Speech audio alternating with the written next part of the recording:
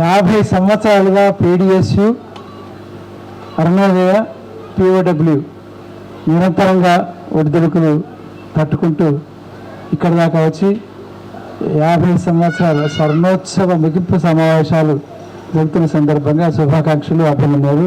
కార్యకర్తలకి, అమరులకి అందరికీ అభినందనలు. అవి సాంస్కృతిక కర్తవ్యాలు ఏం చేస్తే బాగుంటుంది అని అన్నారు. దాని గురించి మాత్రమే చెప్తాను. కులాంతర వివాహాలు చేసుకోవాలని చెప్పేసి పాటలు రాయండి, నాటికలు రాయండి, ప్రచారం చేయండి. మద్యపానం మంచిది కాదు. దానివల్ల కుటుంబ సమస్యలు చాలా, కుటుంబ పరిస్థితి పాడైపోతుంది. 40% ఆదాయం పాడైపోతుంది. మద్యపానం నిషేధించడం కోసం పనిచేయండి. అది స్త్రీల సమస్య కింద కూడా మారుతున్నది. దానికోసం పనిచేయండి. స్త్రీలు పురుషులు సమానమే.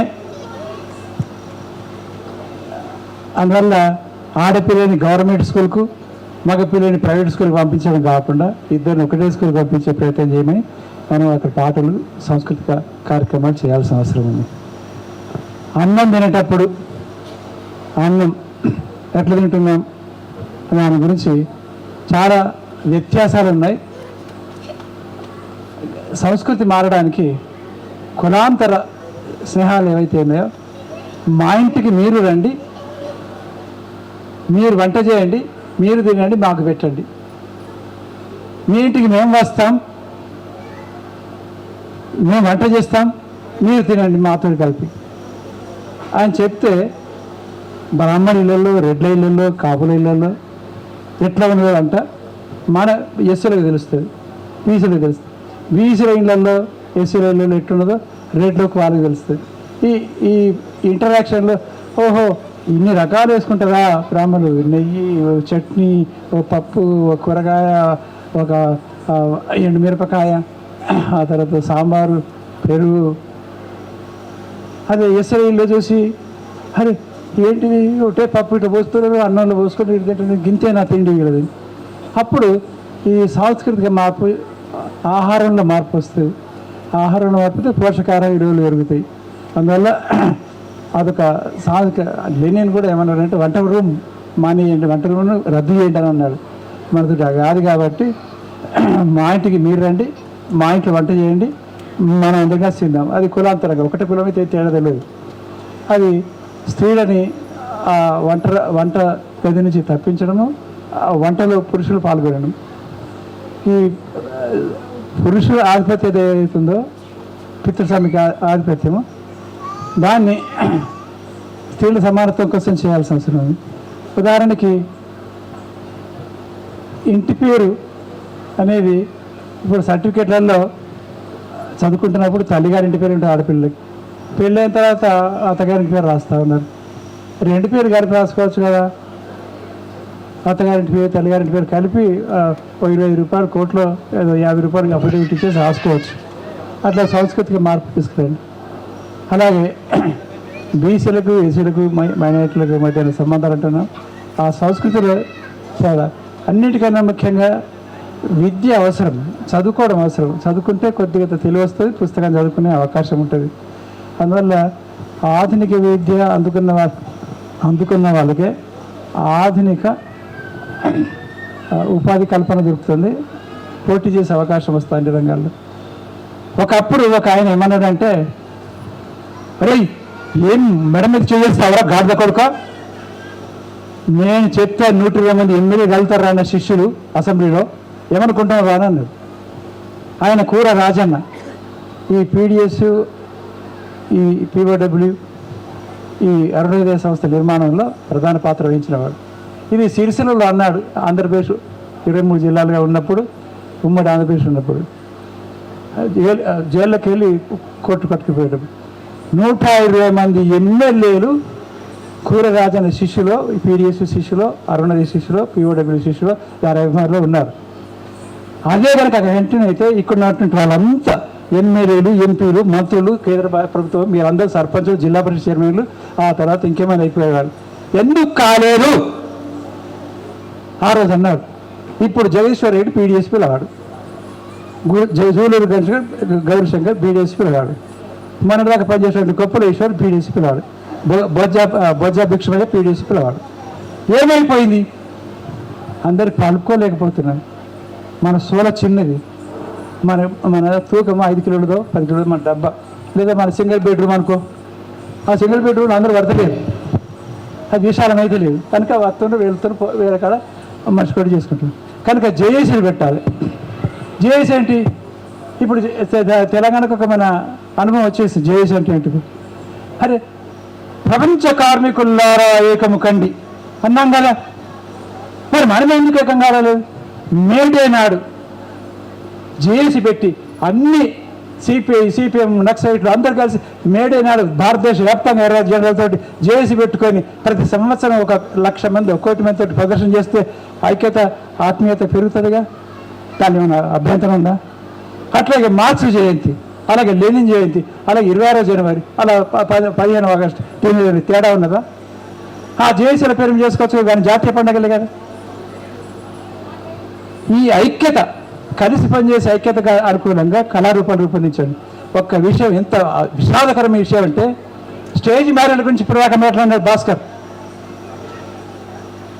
స్టేజ్ మ్యారేజ్ అక్కడ జరిగింది ఒక ఇంజనీరింగ్ కాలేజీలో, అందరం ఉన్నాం, అంబికతో సహా అందరం ఉన్నాం.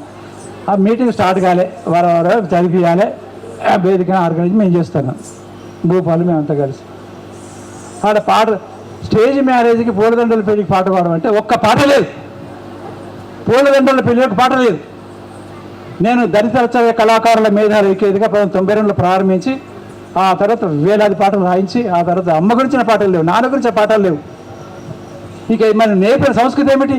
అమ్మని ఎలా గౌరవించాలి, నాన్నని ఎలా గౌరవించాలి, కుటుంబ సమాజం ఎట్లా ఉండాలి, వీటి గురించి పాటలు రాయకపోతే, సంస్కృతి చేయకపోతే, నాటకాలు రాయకపోతే ఇక ఏం చెప్పేది మనం? పార్టీ కర్తవ్యాలు వేరు, ప్రజల సంస్కృతి వేరు. పార్టీ కర్తవ్యాల కోసం అరుణోదయ సంస్థ పనిచేయండి, ఏమైనా రాసిపోయినా ఆర్మూరు రాసిపోయిన. ప్రజల సంస్కృతి మార్చడం కోసం ఏం చేయాలి? 3 విశ్వాసాలను వ్యతిరేకించాలి. ఎల్లమ్మ గురించి రాసినప్పుడు, చిగుప్పల్ల గురించి, కందుకూరి విదేశీ పద్ధతి చేసినాడు, మహాత్మా జ్యోతిబా ఫూలే చేసినాడు. ఇంతమంది మాట్లాడిన పొద్దున్న నుంచి మహాత్మా జ్యోతిబా ఫూలే మీద ఆ సినిమా మీద అంత విధిగా బ్రాహ్మణవాదులు దాన్ని అడ్డగిస్తే ఒక్కసారి ఒక్కరన్నా అది ఒక సంస్కృత విప్లవం, భారతదేశంలో ప్రారంభించిన సంస్కృత విప్లవం గురించి ఆ సినిమా తీసిన దాని మీద ఒక్కరన్నా దాన్ని మద్దతుగా మాట్లాడదామనలేదు. మహాత్మా జ్యోతిబా ఫూలే పేరు తీయలేదు. ఏమి మనం చేస్తున్నది? కందుకు వేషం పంతుల్లాగా సంఘ సంస్కృతి చేశామా? గురుదారులాగా అట్లాంటి పాటలు రాసామా? ప్రజల్ని పార్టీకరణ చైతన్యం చేసేటువంటి భావజాలం ఒకటి, ఆ తర్వాత ప్రజల యొక్క సంస్కృతి మార్చడం ఒకటి. అందువల్ల ఈ 2 కర్తవ్యాలలో గద్దరు ప్రజల మధ్య పోయి ప్రజల సంస్కృతి పట్టించుకున్నప్పుడు చేపలు ఎట్లా పడతారో పాట రాసుకున్నాడు, బంగపండు కూడా రాసుకున్నాడు. అందువల్ల ఆ ప్రజలతోటి ఈ భావజాలం పోయింది. మనం ఒకటే వరకు మాట్లాడుకుంటే పౌరకుల సంఘం, నేను పౌరకుల సంఘాలు పనిచేశాను. నేను నాకు పార్టీతో సంబంధం చెప్పాలిగా. ఎమర్జెన్సీ తర్వాత పీడిఎస్ ఆర్గనైజేషన్ ద్వారా నేను టచ్లో ఉన్నాను. ఎమర్జెన్సీ తర్వాత మొట్టమొదటి కర్నాటక జిల్లాలో పీడిఎస్ శిక్షణ తర్వాత మా ఇంట్లో పెట్టినారు. ఎవరు? కూర రాజన్న, అమర్, దేవేంద్ర వాళ్ళు 3 రోజుల పాటు. ఆ తర్వాత అట్లా కంటిన్యూ అయిపోయినా. ఆ తర్వాత నా మొదటి కథ కూడా నూతన మాసపత్రికలో రత్నమాల పత్రికలో ఆచివేయడం జరిగింది. అలా కొనసాగుతున్నాం. ఆనాటి శిష్యులలో నా దగ్గర జరిగిన ఎలుగందుల పీడిఎస్ శిక్షా తరగతిలో పాల్గొన్న వాళ్ళు 2 చేతులు ఎత్తండి. మల్లేపల్లి లక్ష్మి కూడా అక్కడ స్టూడెంట్, అప్పుడు 10th ఇంటర్మీడియట్ చదువుతున్నాడు. అప్పుడు నేను అక్కడ ఉద్యోగం చేస్తున్నాను. మనము ప్రజల యొక్క సంస్కృతి మార్చాలి. ఎలా? కందుకూరి విషయంలాగా, మహాత్మా జ్యోతిబా ఫూలే లాగా 3 విశ్వాసాల వ్యతిరేకంగా. తర్వాత బ్రాహ్మణవాదం గురించో లేదా కుల సమస్య గురించి మాట్లాడుతున్నప్పుడు నేను మోహన్ భగవత్ గారికి ఒక విజ్ఞప్తి చేస్తున్నాను. మోహన్ భగవత్ గారి పేరు అందరూ తెలుసు అనుకుంటాను, ఒకసారి చేతులుతండి తెలిసిన వాళ్ళు. మోహన్ భగవత్ అంటే ఆయన బీజేపీ అనే ఒక పార్టీకి సాంస్కృతిక తాత్విక నాయకుడు. దాని పేరు, ఆ సంస్థ పేరు ఆర్ఎస్ఎస్ అంటారు, అంటే రాష్ట్రీయ స్వయంసేవక సంఘ్ అంటారు. దానిలో నేను 1967 నుంచి 1972 దాకా పనిచేసిన ముఖ్య శిక్షకుగా. అయితే వాళ్ళు ఏం చేయబోతున్నారో నాకు అన్నీ తెలుసు అప్పటి నుంచి. ఆ తర్వాత నేను వాళ్ళకి చేసే విజ్ఞప్తి ఏంటంటే, హిందువులందరూ గంగా బిందు సింధువులు కదా, దయచేసి మీ వేదికల మీద, మన వేదికల మీద, మన ఆర్ఎస్ఎస్ వేదికల మీద, హిందూ సంస్థల వేదికల మీద కులాంతర వివాహాలు బాగా చెప్తా జరపండి. అప్పుడు అందరు కలిసిపోతారు. ఆ పని చేయమని చెప్పాను నన్ను. అది మనం వాళ్ళని డిమాండ్ చేయాల్సిన అవసరం. ఇవాళ డిమాండ్ చేస్తే ఏదైనా మారుతుంది. ఇప్పుడు వచ్చిన తర్వాత ఓడిపోతామని చెప్పి అనుకున్న తర్వాత ఆర్ఎస్ఎస్ కూడా 3 రోజులు డిస్కస్ చేసినారు మోహన్ భగవత్ నరేంద్ర మోడీ. మేము సుప్రీంకోర్టులో కూడా అసాధ్యం కులగణన అన్నారు. ఇప్పుడు కులగణన అనేది మరి చేస్తామని చెప్పి ప్రకటించినారుగా. అందువల్ల మారకుండా ఉండడం అంటూ ఎవరూ లేరు. అందుకని మోహన్ భగవత్ కూడా అధికారం అవసరం కాబట్టి వాళ్ళకు ప్రజల అవసరం. బీసీలు లేకపోతే, ఎస్సీ లేకపోతే ఆర్ఎస్ఎస్ ఎక్కడిది? బ్రాహ్మణులు మాత్రమే ఉంటారా? పనిచేసేవాళ్ళు కావాలిగా, అందువల్ల వినేటోళ్ళు కావాలిగా. వాళ్ళకి అందరు వినాలని కోరుకుంటున్నారు కాబట్టి వాళ్ళ కులగణన చేస్తున్నారు. వాళ్ళందరూ ఓట్లు కావాలని కోరుకుంటున్నారు, చేస్తున్నారు. మరి మనము ఆ ఎన్నికలలో మనం చేసినటువంటి త్యాగాల వల్ల, ఉద్యమాల వల్ల బెనిఫిట్ అయినటువంటి వాళ్ళు కనుక ఓట్లు వేస్తే 130 మంది ఎంపీలు పార్లమెంట్ ఉండే వాళ్ళని అన్నారు కాన్సీరావు. మరి ఎప్పుడో సిపిఎంలో 30 సీట్ల కన్నా ఎక్కువ ఎంపీ అన్నారు. అంటే మన నుంచి లాభం పొందిన వాళ్ళు మనకు కాకుండా ఇతర ఓట్లు ఇస్తున్నారు అన్నారు. మరి మనం ఓట్లనే వద్దన్నాం, ఆధునిక విద్యనే వద్దన్నాం. అందువల్ల మనం అవగాహనలు అన్నీ మార్పు చేసుకోవాల్సిన అవసరం ఉండేది. కొన్ని కార్యక్రమాలు ఇప్పుడు చెప్పినాను. ఏవి రేపటి సాంస్కృతిక విప్లవంలో ఏం చేస్తే బాగుంటుంది, ఎలాంటి కార్యక్రమాలు తీసుకుంటే బాగుంటుందో 2 చెప్పినాను. వ్యాసాలు రాసి ఇస్తాను. ఆ వ్యాసాలు డాక్యుమెంట్ రాసి ఈ 50 ఏళ్ళ సందర్భంగా ఇప్పుడు నేను పిలిచిన సందర్భంగా ప్రత్యేకంగా వాటిని రాసి చిన్న పుస్తకంగా 16,000 పుస్తకంగా 8,000 పుస్తకాలు రచించి ఇస్తానని మనవి చేస్తూ వాటి అన్ని చదివి చర్చించండి. ఎందుకంటే మేము ఎప్పుడైతే దళిత కళాకారుల మేధాల ఐక్య తరఫున కుల సమస్యలు సమస్త వర్ణ వర్గ కుల లింగ జాతి మత ప్రాంత దేశ విశక్షణ కషమాన పనిచేస్తామని చెప్పి ప్రకటించామో ఆ తర్వాత కూరగాయలను తీసుకొని పోయి కర్నూలులో, నాగపూర్లో అఖిల భారత సదస్సు పెట్టినాడు. ఆ తర్వాత గుంటూరులో డఫడం పెట్టించినాడు. అప్పుడు అట్లా కలిసి పని చేశారు. ఇప్పుడు మళ్ళీ అలా కలిసి పని చేద్దాం. అన్నిటి మీద ఆలోచన చేయండి. అన్ని వివరాలు నాకు తెలిసిన మేరకు ఇస్తాను. నేను రాసిన పుస్తకాలు ఇస్తాను. ఫిలాసఫీకి సంబంధించి ఒక 20 పుస్తకాలని 2 సెట్లు పార్టీకి ఇస్తాను. చదివి వాటి మీద చర్చ చేసి ఇచ్చే సూచనలు కూడా తీసుకొని చర్చ చేసి ఆ తర్వాత ఒక ప్రత్యేక సంస్కృతి వారికున్న చరిత్రతో ముందుకు పోవాలని కోరుతూ ఈ సందర్భంగా మరొక్కసారి 50 ఏళ్ళ పీఓడబ్ల్యూకి, పీడీసీకు, ఆ తర్వాత అరుణదేవికి శుభాకాంక్షలు తెలియజేస్తూ ముగిస్తున్నారు. Thank you sir. విదేశాల్లో ఉన్నత విద్యను చదువుకోవాలని అనుకుంటున్నారా? అయితే వెంటనే ఫ్లైగ్రాడ్ ఓవర్సీస్ ఎడ్యుకేషన్ కన్సల్టెన్సీని సంప్రదించండి. మీ విదేశీ కలలను సాకారం చేసుకోండి. ఫ్లైగ్రాడ్